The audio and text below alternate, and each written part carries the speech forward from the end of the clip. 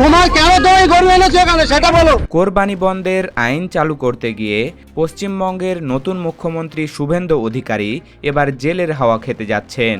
যেই শুভেন্দু অধিকারী একসময় নিজে 3 বাটি গরুর মাংস গপ গপ করে খেয়ে আবার টিফিন ক্যারিয়ারে করে লুকিয়ে বাড়ি নিয়ে যেতেন, সেই শুভেন্দু এবার পশ্চিমবঙ্গের বাংলার মুসলমানদের কোরবানি বন্ধ করতে গিয়ে এমন এক ফাঁদে পা দিয়েছেন যেখান থেকে তার আর সহজে ফেরার উপায় নেই।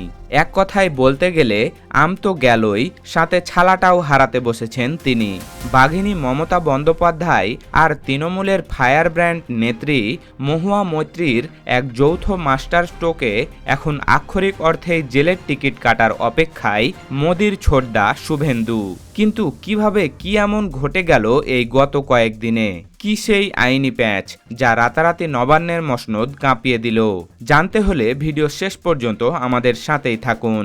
সামনেই পশ্চিমবঙ্গের মুসলমানদের সবচেয়ে বড় ধর্মীয় উৎসব ঈদুল আজহা, আর এই উৎসবের আনন্দ মাটি করতে এক চরম নোংরা রাজনৈতিক খেলার ছক কষেছিলেন শুভেন্দু অধিকারী। হঠাৎ করেই 1950 সালের এক পুরনো ধুলোঝরা আইনকে বের করে আনলো সরকার। তারপর সেই আইনকে হাতিয়ার করে এমন এক আজব নিয়ম চাপিয়ে দেওয়া হলো যা শুনে আইনি বিশেষজ্ঞ থেকে শুরু করে আমজনতা সবার চোখ কপালে ওঠার জোগাড়। নিয়ম করা হলো কোরবানির জন্য বা হাটে বিক্রি করার জন্য কোনো সুস্থ গবাদি পশু বেচা কেনা করা যাবে না। পশু বিক্রি করতে হলে নাকি পঞ্চায়েত বা পৌরসভা থেকে সুস্থতার সার্টিফিকেট আনতে হবে। কিন্তু শয়তানের আসল রূপটা লুকিয়েছিল ঠিক এর পরের সত্ত্বে। নিয়মে বলা হয় 14 বছরের বেশি বয়সী, একেবারে অক্ষম, পঙ্গু বা রোগাটে পশু ছাড়া অন্য কোনো সুস্থ পশু কেনাবেচা সম্পূর্ণ নিষিদ্ধ। মানে ভাবুন একবার, ব্যাপারটা কতটা হাস্যকর আর চতুর। ইসলামী শরীয়ত অনুযায়ী কোরবানির পশু হতে হয় একদম সুস্থ সবল, নিখুঁত এবং দৃষ্টিনন্দন। আর এখানে সরকারি নিয়ম করা হচ্ছে পঙ্গু আর রুগ্ন পশু ছাড়া কোরবানি করা যাবে না। এটা যে সরাসরি পশ্চিম বাংলার মুসলমানদের ধর্মীয় উৎসবে আঘাত করার এবং তা বন্ধ করার এক গভীর চক্রান্ত, তা বুঝতে কারো বাকি রইল না। মোদির ছোটদা ভেবেছিলেন এই নিয়ম চাপিয়ে তিনি বিরাট এক রাজনৈতিক বাজিমাত করবেন। তিনি ভেবেছিলেন এই কাজ করে তিনি হিন্দু ভোটারদের মন জয় করে নেবেন আর রাতারাতি কট্টর হিন্দুত্বের হিরো বনে যাবেন।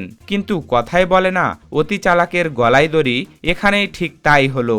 শুভেন্দু যা ভেবেছিলেন বাস্তব মাটিতে ঘটল তার ঠিক উল্টো। পশ্চিম বাংলার মুসলমানদের জব্দ করতে গিয়ে তিনি নবান্নে বসে এমন এক বোমার সমতলে আগুন দিলেন যার টুকরো ছিটকে পড়ল খোদ হিন্দু খামারিদের গায়ে। কারণ এই রাজ্যে যারা সারা বছর ধরে মাথার ঘাম পায়ে ফেলে পশুপালন করেন তাদের সিংহভাগই কিন্তু সনাতন ধর্ম অবলম্বী বা হিন্দু খামারি। গ্রামের পর গ্রাম জুড়ে এই হিন্দু খামারিরা সারা বছর আশায় বুক বেঁধে থাকেন যে কোরবানির উৎসবের সময় হাটে ভালো গরু বিক্রি করে তারা সারা বছরের মহাজনী ধার দেনা শোধ করবেন, লোন চুকাবেন, ছেলে মেয়েদের নতুন জামা কাপড় কিনে দেবেন কিংবা মেয়ের বিয়ে দেবেন। কিন্তু শুভেন্দুর এই নতুন নিয়মের গেরোয় পড়ে সেই হিন্দু খামারিরাই আজ পথে বসতে চলেছেন। সুস্থ পশু বিক্রি করতে না পারায় হাটে হাটে এখন হিন্দু ব্যবসায়ীদের চরম কান্না ও হাহাকার। হাটে গরু বিক্রি নেই, পকেটে টাকা নেই, মহাজনের ঋণ কিভাবে শোধ হবে সেই চিন্তায় কৃষকদের রাতের ঘুম উড়ে গেছে। যেই শুভেন্দুকে তারা ভোট দিয়ে ভরসা করেছিলেন সেই শুভেন্দুই আজ তাদের পেটে লাথি মেরেছেন।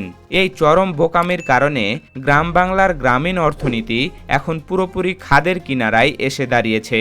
হিন্দু খামারিদের এই চোখের জল শুভেন্দুর রাজনৈতিক ক্যারিয়ারে এক বিশাল কালবৈশাখী ঝড় ডেকে এনেছে।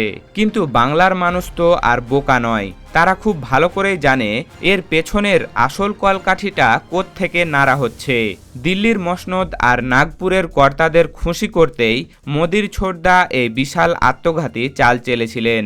তিনি ভেবেছিলেন এই কড়া নিয়ম চাপিয়ে তিনি দিল্লির অমিত সাহা বা মোদির চোখে ভালো ছেলে হয়ে যাবেন এবং নিজের ক্ষমতা চিরস্থায়ী করবেন।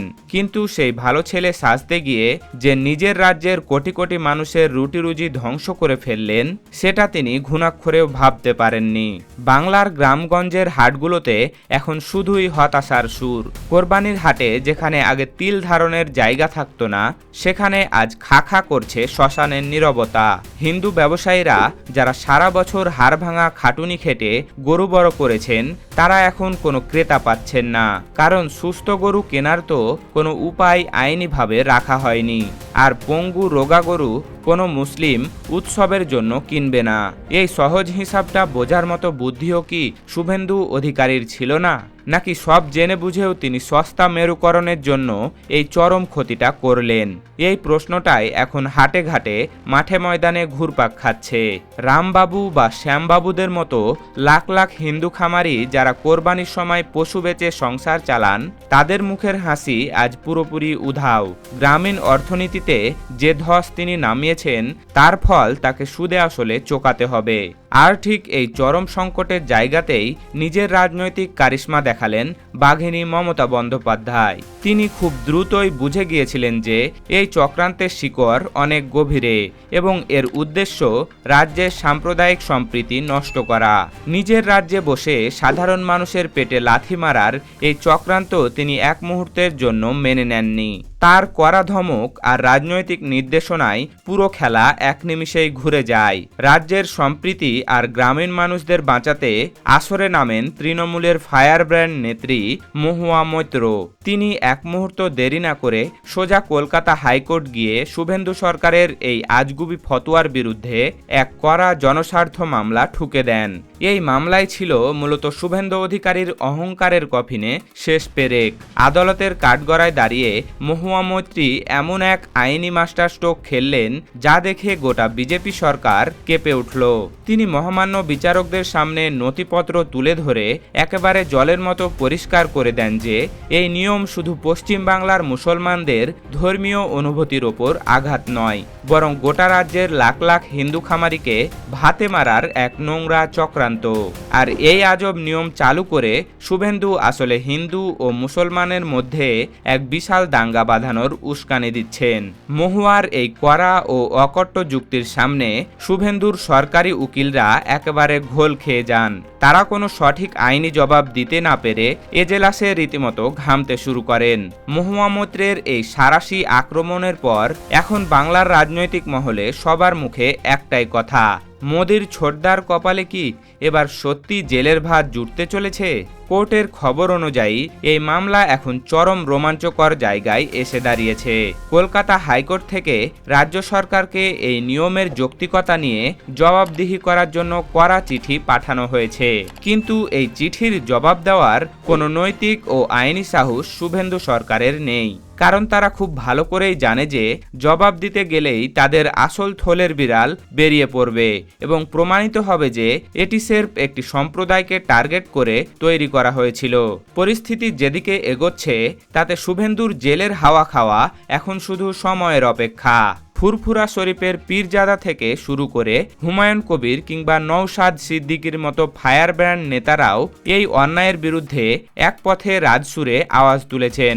সাধারণ মানুষের পেটে লাথি মেরে আর ধর্মের নামে ভেদাভেদ করে বেশি দিন যে টিকে থাকা যায় না, তার সবচেয়ে বড় প্রমাণ এখন পশ্চিমবঙ্গের এই তপ্ত পরিস্থিতি।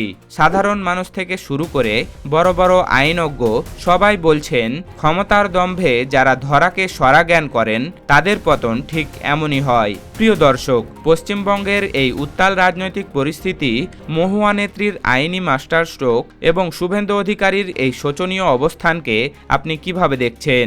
সস্তা ধর্মীয় মেরুকরণ করতে গিয়ে খোদ সনাতনী খামারিদের ভাতে মারার এই রাজনীতির শেষ কোথায়? শুভেন্দুর কপালে কি সত্যি জেলের হাওয়া জুটবে?